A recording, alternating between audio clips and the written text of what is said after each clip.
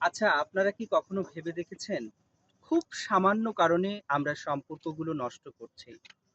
সেটা হতে পারে আমাদের বন্ধুত্বের সম্পর্ক, আত্মীয়-স্বজনের সম্পর্ক কিংবা স্বামী-স্ত্রীর সম্পর্ক। আমরা খুব ঠুনকো কারণে এগুলো নষ্ট করে দিচ্ছি।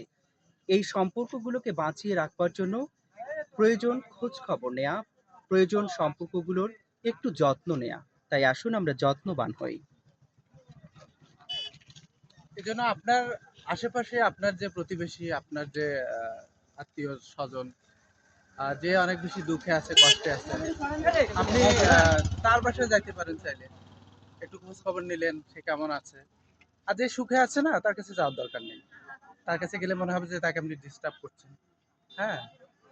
সো আমাদের এই সম্পর্কগুলোকে জিইয়ে রাখার জন্য আমরা যদি একটু যত্নবান হই, তাহলে আমরা এই সম্পর্কগুলোকে হচ্ছে সম্পর্কগুলো ধরে রাখতে পারবো এবং আমরাও নিজেরাও ভালো থাকবো, আমাদের পরিবার, সমাজ, রাষ্ট্র ভালো থাকবে।